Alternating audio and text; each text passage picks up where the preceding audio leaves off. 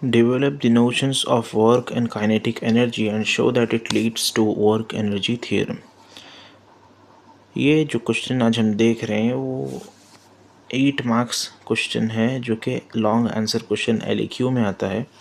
और यहाँ पर ये क्वेश्चन बहुत इम्पॉर्टेंट है, इसलिए क्योंकि ये question very most probably repeated question है।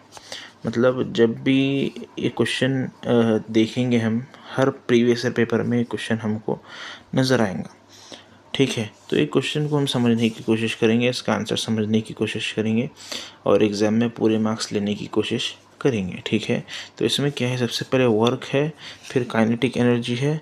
पहले वर्क हमको देखना है यहाँ पर, फिर काइनेटिक एनर्जी है, फिर वर्क एनर्जी थ्योरम क्या है, फिर वर्क एनर्जी थ्योरम का प्रूफ क्या है। ये 4 चीज़ें हमको यहाँ पर देखना है, ये 4 चीज़ें हमको यहाँ पर देखना है। ठीक है, तो वर्क के बारे में सबसे पहले हम देख रहे हैं यहाँ पर वर्क के बारे में क्या लिखा हुआ है।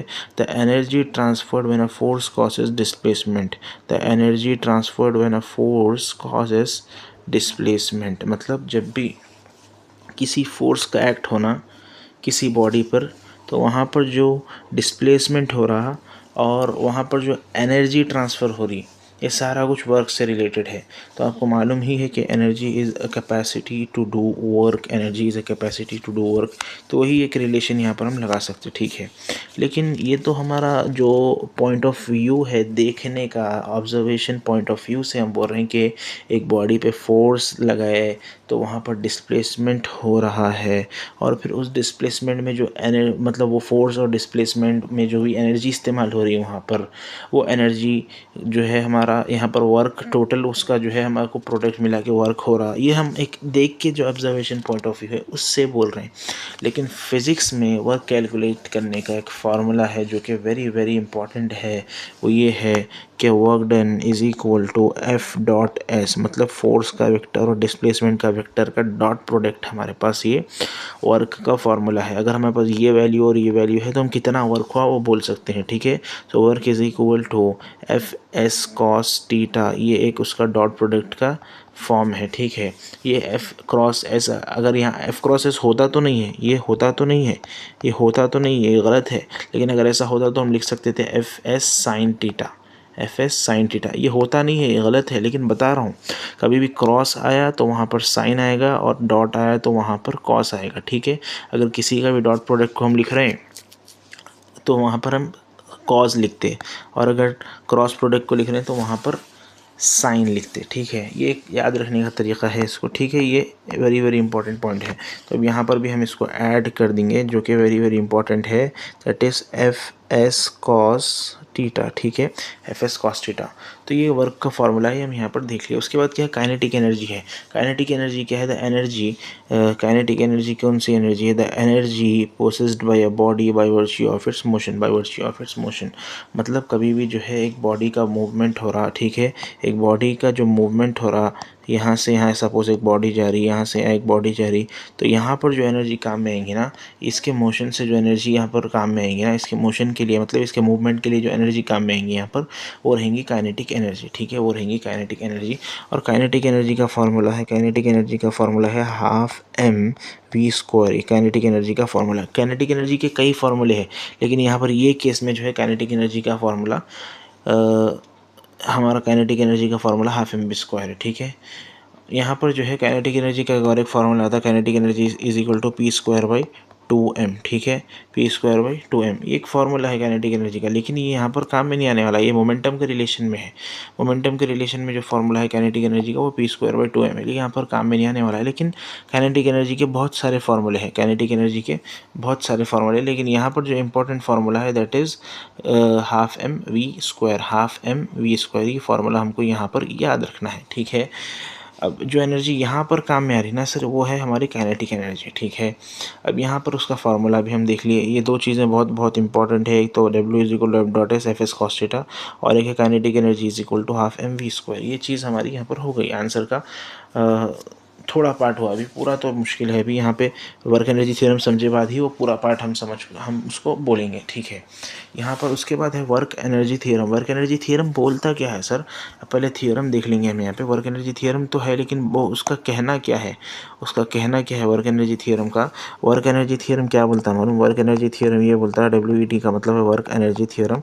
क्या बोलता है? That is work done is equal to delta K E. Delta K E मतलब work done is equal to change in kinetic energy, मतलब kinetic energy final minus kinetic energy initial. ये वर्क एनर्जी थ्योरम का जो है कहना है, ठीक है। अब इस कहने को हमको प्रूफ करना है कि कैसा हो रहा, मतलब कहीं पर कुछ काम हो रहा है, एक ऑब्जेक्ट है यहाँ से यहाँ जाना, यहाँ पर ये जो वर्क डन यहाँ पर हो रहा है वो वर्क डन किसके बराबर है? कहते हैं काइनेटिक एनर्जी का फाइनल माइनस काइनेटिक एनर्जी के इनिशियल के बराबर है, ठीक है। यहाँ पर ये हमको प्रूफ करके दिखाना है, ठीक है। तो अब यहाँ पर हम आगे प्रूफ करने के लिए, यहाँ पर आगे हम प्रूफ करने के लिए उसके लिए एक सिंपल सा एग्जाम्पल ले रहे हैं। सिंपल सा एग्जाम्पल ले रहे हैं। एग्जाम्पल क्या है? एक बॉडी है जिसका मास m है। Consider a body, consider a body, consider a body of mass m, ठीक है, of mass m, moving with some initial velocity u, moving with some initial velocity u, moving with some initial velocity u, ठीक है। constant force F is applied on the body, constant force F is applied on the body, ठीक है। then its velocity becomes v, then its velocity becomes v। मतलब ये क्या इसका बोलने का मतलब है? देखिए यहाँ पर एक बॉडी है जो कि मूव हो रही है सम वेलोसिटी की u से, जो कि इनिशियल वेलोसिटी है, और ये वेलोसिटी इनिशियल वेलोसिटी u से मूव हो रहा है, और हम यहाँ पर एक फोर्स F को अप्लाई कर रहे हैं। अब उस फोर्स F की वजह से इसके वेलोसिटी कुछ चेंज होंगी, जो कि वेलोसिटी विल बी v। अब इसकी वेलोसिटी क्या रहेंगी? उसकी वेलोसिटी रहेंगी v, ठीक है। ये बात हमको यहाँ पर याद रखना है।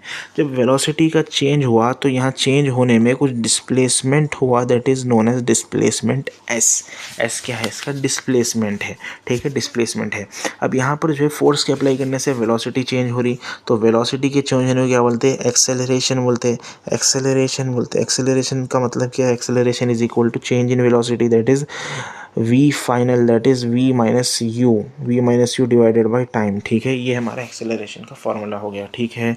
अब यहाँ पर डिस्प्लेसमेंट का भी कुछ फार्मूला है क्या, वो देखेंगे। हमको मालूम है velocity is equal to displacement divided by time, displacement divided by time, और यहाँ पर हम वेलोसिटी लेने वाले हैं, दैट इज़ एवरेज वेलोसिटी। ये वेलोसिटी होंगी वी एवरेज, ठीक है।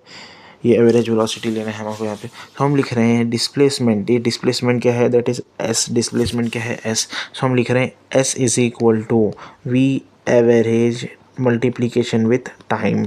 ये हमारा फार्मूला हो गया, डिस्प्लेसमेंट का फार्मूला हो गया, ठीक है।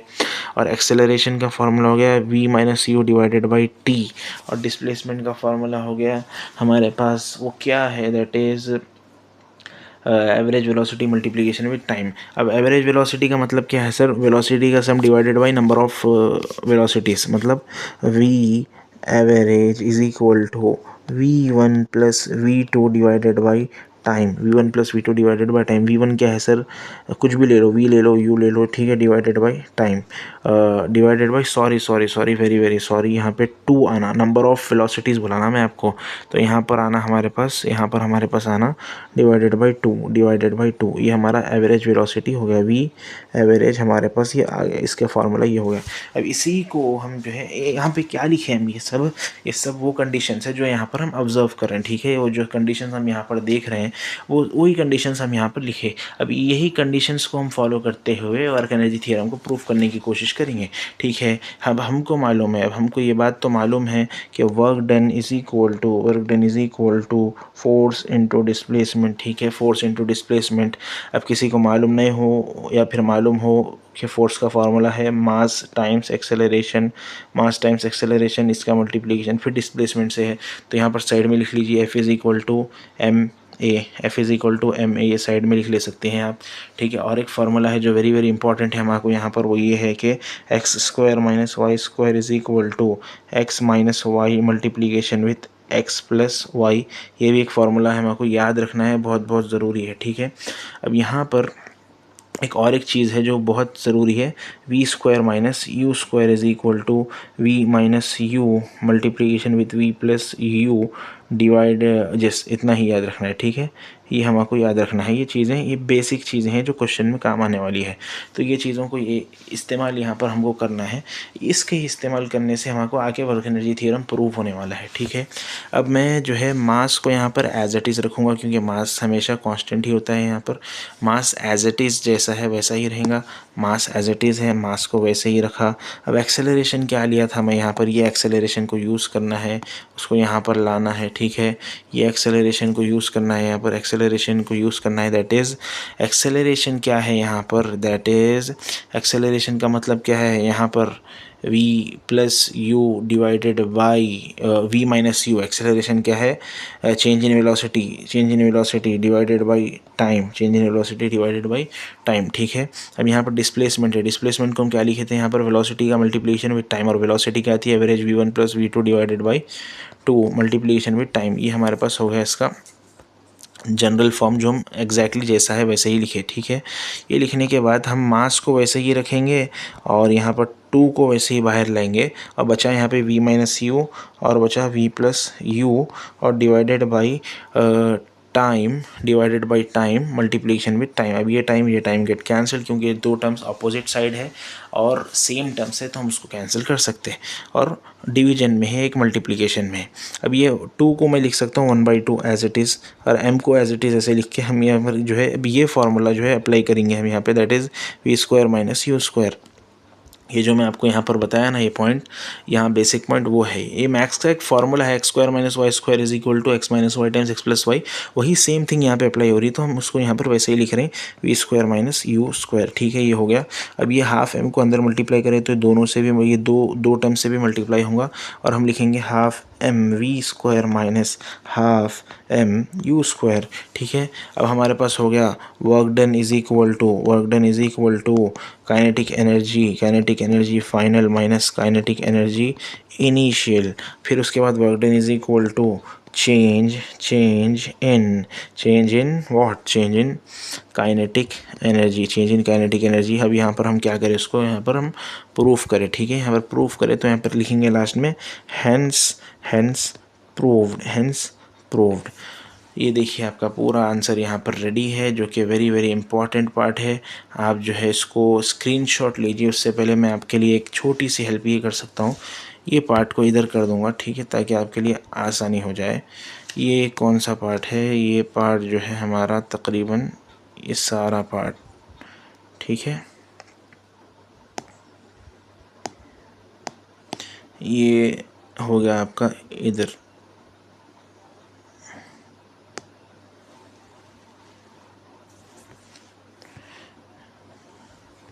ये अब आप इसका आसानी से स्क्रीनशॉट ले सकते हैं, और यहाँ पर आपको मुकम्मल पूरा आंसर यहाँ पर प्रूफ के साथ रेडी है, ठीक है। और ये जो पॉइंट्स है, ये बेसिक, ये जो पॉइंट्स ये जो बताया ये बेसिक है, ठीक है। ये आपको समझना है। ये आपका सारा आंसर यहाँ पर रेडी है। आप इसका स्क्रीनशॉट ले लीजिए और एग्ज़ाम में एग्जैक्टली कॉपी कर आइए, ठीक है। Thank you very much.